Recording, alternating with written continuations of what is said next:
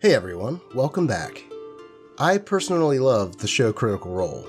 I really got into it after a year of playing in my own game, and my DM and other players talking the show up to me. It's a great way to get into and learn D&D, but has also started what some people call the Matt Mercer effect. The Mercer effect stems from people who watch Critical Role and then have unrealistic expectations for what their game should be like. Much like what happened with the DM in this next story. Remember to like, subscribe, and click that bell if you haven't already, and let's jump right into the story. Special thanks to Reddit user Statue of a Deer for letting me narrate their story. A link to the original post will be located in the description. In my old D&D group, the main DM of the group, he was the main DM as he had the most experience, was a big fan of Critical Role. So was I, and I started the first campaign while my DM started with the second. And when I finally got to the second campaign, I immediately started to see similarities to the old campaign I played with my DM. Now, I'm not trying to say that you can't have things similar to other people, because that's how people get inspiration, from other people. But it certainly doesn't seem like a coincidence to me based on how highly my DM would speak of Critical Role whenever he wanted us to make our characters similar to the characters on that show.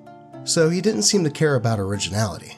I'm currently on episode 5 of Critical Role, and so far I've spotted a couple similarities. Firstly, the first plot hook of Critical Role is almost the exact same as our first plot hook, with a mysterious force creating undead, and the party being placed under investigation and forced to find the true culprit to clear their name, which, once again, I wouldn't have thought my DM copied from them if not for the fact that it was this specific DM. The second similarity lies within the character Ford of Critical Role, who on episode 4 or 5 was visited by their patron, who has ties to water as far as I know, in their mind while they slept, and then woke up drenched in water, as well as coughing it up. The exact same thing happened to the water-themed warlock, Fathomless, but it wasn't called that at the time, in my group's campaign, which I would be fine about normally, because that's a really cool detail. But for some reason, the player who played the Warlock didn't select a subclass, the DM did. I don't know why my DM wanted things to be so similar when he could have swapped things around, but that just seemed to be a trend with him. He was almost passive-aggressive when I said my half-orc skin color was gray, by saying that gray skin is pretty weird and that green skin was more popular. He then told me to look up what Ford looks like, dude, I know what green is. Speaking of my half-orc, he was a zealot barbarian who worshipped a god of war, and aimed to gain the god's blessing by proving himself in battle over and over. However, because he is dumb as a bag of rocks, fails to understand the god's principles and follows the reasoning that battle equals good, and believes that his god thinks that violence is absolute. Because of this, he won't be able to gain a blessing until he changes his way of thinking and grows as a person. But because of his awakened zealot powers, he believes that he has already received a blessing, and his way of thinking is even further ingrained into him, driving him to become a bloodthirsty psycho until he gets some sense knocked into him. Not that it mattered what I wanted him to become, as I left the group after the DM tried to gaslight me. God, I want to play this character again. Why is this important? Well, my DM was constantly trying to pressure me into letting my barbarian become a champion of his god right off the bat, and still tried to get me to give in after the campaign had started. I tried to explain that him gaining his god's blessing so early would defeat the purpose of his character and what I wanted to roleplay as. But after that, he only made passive-aggressive remarks about it.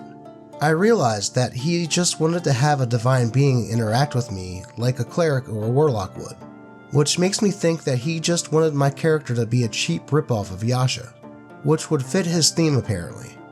But I'm not too certain this time. My DM would also often make fun of the other less experienced players when we talked in person, and would bash their actions, the campaigns they ran, and even advertised for his campaign to me by stating that at least it wasn't run by those players. They were new players, we can't compare them to experts. They were still learning the game and learning how to act in tabletop RPGs in general. He became a little toxic, and this is when I first started to realize that he wasn't as kind as he used to be, or portrayed himself to be. The thing is, however, is that I believe I was partially responsible for my DM's toxic awakening, for the lack of a better term. I enabled him. Back then I was kind of an asshole, and whenever I got mad at the other players for stupid reasons, I would complain to my DM. Eventually, I started to make fun of them because they had fun differently than me. I was a grade A asshole.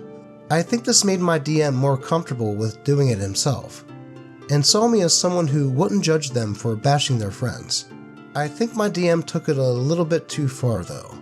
He seemed to be full of mirth when he was making fun of his friends behind their back. He was doing it to make himself feel good.